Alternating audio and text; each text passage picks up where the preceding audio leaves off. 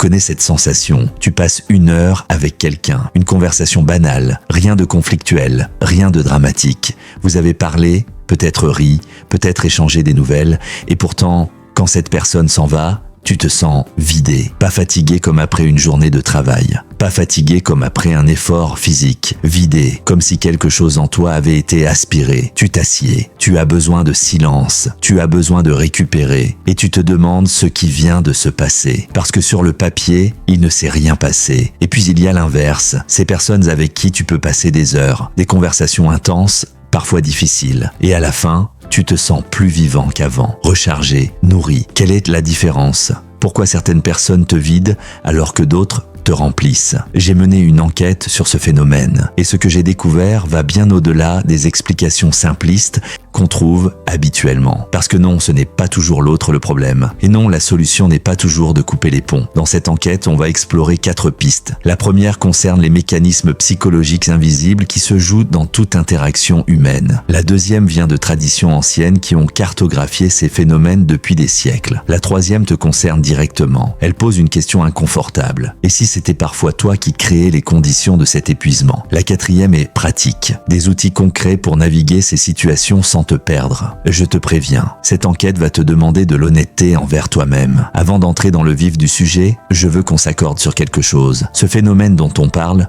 tout le monde le vit. Ce n'est pas réservé aux personnes sensibles. Ce n'est pas une faiblesse. C'est une réalité humaine fondamentale. Mais on en parle peu, parce que ça semble irrationnel, parce qu'on ne sait pas comment l'expliquer sans passer pour quelqu'un de bizarre. Quand tu dis à quelqu'un « cette personne me fatigue », la réponse habituelle c'est quoi ? C'est peut-être toi qui es trop sensible, c'est peut-être toi qui prends les choses trop à cœur. Et donc tu gardes ça pour toi. Tu continues à voir cette personne en te disant que tu exagères. Mais ton corps, lui, sait. Ton corps sait exactement quelle personne lui coûte de l'énergie. Il le sait avant même que la conversation commence. Il le sait quand tu vois le nom s'afficher sur ton téléphone. Cette contraction subtile dans la poitrine, cette tension dans les épaules, ce léger affaissement de ton énergie. Ton corps n'a pas besoin d'analyse pour savoir, il ressent. Et ce ressenti mérite d'être compris. Premier indice, ce que la psychologie et les neurosciences peuvent nous apprendre. Il y a un concept étudié depuis plusieurs décennies. Ça s'appelle la contagion émotionnelle. Quand tu es en présence de quelqu'un, tu captes ses émotions. Pas intellectuellement, tu les captes directement,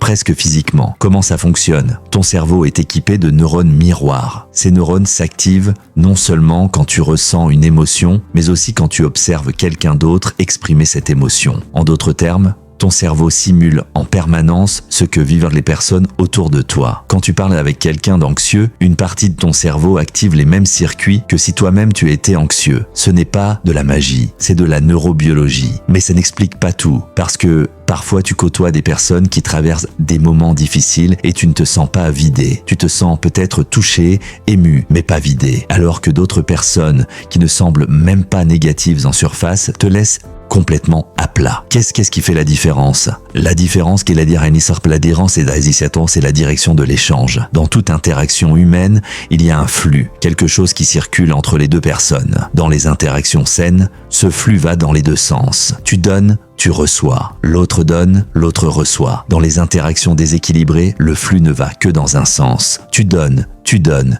tu donnes. L'autre reçoit, reçoit, reçoit. Ce n'est pas forcément intentionnel. La personne n'a peut-être même pas conscience de ce déséquilibre. Mais le résultat est le même. Tu te vides. Les psychologues ont identifié plusieurs profils qui créent ce type de déséquilibre. Les personnes en demande constante. Celles qui ont un puits sans fond de besoin. Besoin d'attention, besoin de validation. Tu peux passer 3 heures à les écouter. À la fin, elles en veulent encore. Et toi, tu n'as rien reçu en retour. Les personnes centrées sur elles-mêmes. Dans la conversation, tout revient toujours à elles. Tu racontes quelque chose, 2 phrases plus tard, elles ramènent le sujet à leur propre expérience. À la fin, tu as l'impression de n'avoir jamais vraiment été vu. Les personnes négatives chroniques, celles pour qui tout va toujours mal. Les solutions que tu proposes ne fonctionneront pas. L'avenir est sombre. Chaque échange est une exposition à cette vision noire du monde. Les personnes en conflit avec elles-mêmes. En surface, elles semblent agréables. Mais il y a une dissonance. Elles disent une chose, mais leur corps dit autre chose. Cette incohérence, tu la captes inconsciemment. Et ton cerveau travaille en permanence pour réconcilier les signaux contradictoires. C'est épuisant. Et voilà la partie inconfortable. Parfois, toi aussi, tu es cette personne pour quelqu'un d'autre. Dans certaines périodes de la vie,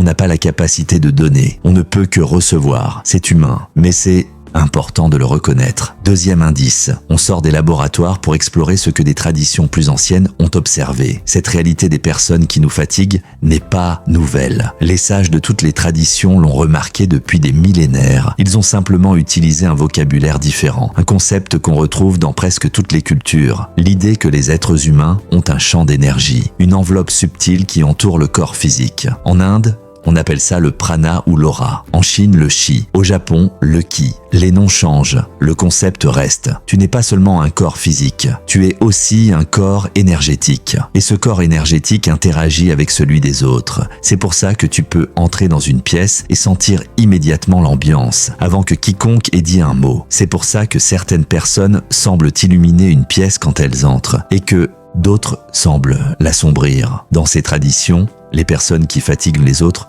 sont décrites comme ayant un champ énergétique déficient ou percé. Un champ sain est un système relativement autonome. Il génère sa propre énergie. Il l'échange avec l'environnement de manière équilibrée. Un champ déficient est un système qui fuit. La personne perd de l'énergie en permanence et donc elle cherche, souvent inconsciemment, à se nourrir de l'énergie des autres. C'est ce que certaines traditions appellent le vampirisme énergétique. Le terme est dramatique, mais la réalité est généralement banale. La plupart des personnes qui drainent les autres sont des personnes blessées, des personnes dont le système énergétique a été endommagé par des traumas, par des blessures relationnelles, par des années de stress. Elles ne choisissent pas consciemment de prendre ton énergie, elles le font par survie. C'est comme quelqu'un qui aurait une fuite dans son réservoir d'essence. Cette personne aurait constamment besoin de faire le plein ailleurs. Ce n'est pas de la méchanceté, c'est un dysfonctionnement, mais le résultat pour toi est le même. Ces traditions décrivent plusieurs mécanismes de prise d'énergie. Par le regard, le concept du mauvais œil qu'on retrouve dans les traditions méditerranéennes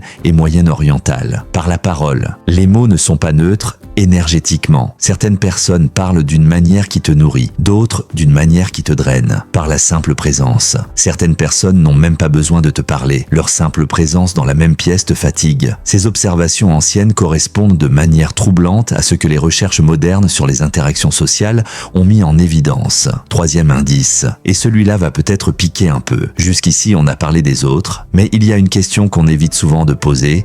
Pourquoi est-ce que tu permets ces interactions? Pourquoi est-ce que tu restes dans ces échanges déséquilibrés? La réponse inconfortable, c'est que tu as un rôle dans cette dynamique. Non, ce n'est pas de ta faute, mais tu as un rôle. Et comprendre ce rôle, c'est reprendre ton pouvoir. Premier aspect, les limites. Les personnes qui se font le plus drainer sont souvent des personnes qui ont du mal à poser des limites, qui ont du mal à dire non, qui ont du mal à exprimer leurs besoins. Parfois c'est l'éducation. On t'a appris à être gentil, à ne pas faire de vagues. Parfois c'est la peur, peur du conflit, peur du rejet. Parfois c'est une croyance. Tu crois que poser des limites, c'est être égoïste. Mais sans limite, tu es une porte ouverte. Quiconque veut entrer, peut entrer. Ce n'est pas généreux, c'est de l'autodestruction. Deuxième aspect, l'identité. Est-ce que tu te définis par ton utilité aux autres? Est-ce que tu te sens exister quand tu aides, quand tu écoutes, quand tu soutiens? Si ton identité est construite sur le fait d'être là pour les autres, tu vas inconsciemment attirer les personnes qui ont besoin que quelqu'un soit là pour elles. Et tu vas rester dans ces relations même quand elles te vident. C'est un piège dont tu peux sortir. Troisième aspect, la résonance. Tu n'attires pas les gens par hasard. Il y a souvent une résonance entre ce que tu portes en toi et ce que l'autre te fait vivre. Si tu portes une croyance que tu ne mérites pas d'être respecté, tu vas attirer des personnes qui ne te respectent pas. L'autre, d'une certaine manière, est un miroir de tes zones d'ombre. C'est pour ça que couper les ponts avec une personne drainante ne suffit pas toujours. Parce que si tu n'as pas travaillé sur ce qui en toi a attiré cette personne, tu vas en attirer une autre avec la même dynamique. Le vrai travail, c'est d'aller explorer ces parties de toi. On arrive à la partie concrète. Première pratique, la conscience du corps. Après chaque interaction significative, prends 30 secondes pour scanner ton corps. Comment tu te sens physiquement? Y a-t-il de la tension, de la lourdeur? Te sens-tu plus vivant ou moins vivant qu'avant? Après une semaine de cet exercice, tu auras une cartographie claire de quelles interactions te coûtent et lesquelles te nourrissent. Deuxième pratique, l'ancrage. Beaucoup de gens se font drainer parce qu'ils ne sont pas ancrés. Trop dans leur tête, trop déconnectés de leur corps. Avant une interaction difficile, tiens-toi debout, les pieds bien à plat. Respire profondément. Imagine que de tes pieds descendent des racines qui s'enfoncent dans le sol. Ces racines te stabilisent, plus difficile à déstabiliser. Troisième pratique. Le bouclier. Avant de rencontrer la personne,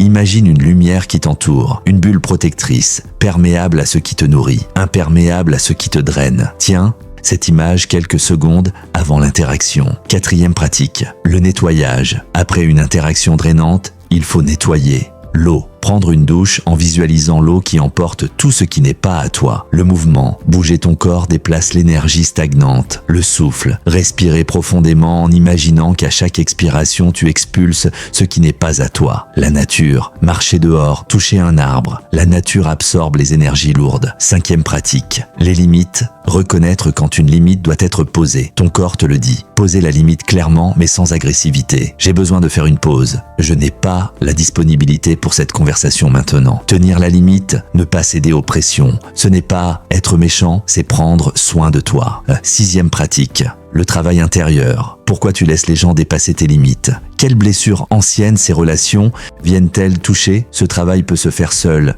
avec un journal ou avec un thérapeute. La forme importe peu. Ce qui importe, c'est d'aller regarder en toi. Quelques nuances avant de terminer. Les personnes qui te fatiguent ne sont généralement pas des ennemis. Ce sont des êtres humains blessés qui font ce qu'ils peuvent. Tu as probablement été, à certains moments de ta vie, cette personne drainante pour quelqu'un d'autre. On l'a tous été. Se protéger ne veut pas dire se fermer. Le but, c'est d'être ouvert et protégé, disponible et ancré. Et parfois, la relation la plus drainante que tu as, c'est celle avec toi-même, la manière dont tu te parles intérieurement, les critiques constantes. Un être humain en guerre avec lui-même sera toujours plus vulnérable aux énergies drainantes des autres. Je veux te laisser avec une question. Et si les personnes qui te fatiguent étaient des enseignants? Ils t'enseignent où sont tes limites et où tu ne les pose pas. Il t'enseigne ce que tu portes en toi qui attire ce type de dynamique. Il t'enseigne la différence entre ce qui te nourrit et ce qui te vide. Je ne dis pas qu'il faut remercier les personnes toxiques. Je dis que ces expériences peuvent te faire grandir si tu choisis de les regarder ainsi. La question n'est peut-être pas comment éviter les personnes qui me fatiguent. La question est peut-être qu'est-ce que ces rencontres m'apprennent sur moi-même. Dans la prochaine enquête, on explorera les synchronicités, ces coïncidences troublantes qui semblent avoir un sens. Sont-elles vraiment des coïncidences? Si cette enquête t'a nourri, un pouce bleu aide le contenu à voyager. Et si tu veux prolonger cette exploration, le journal de l'enquêteur intérieur t'attend dans la description. On se retrouve dans le silence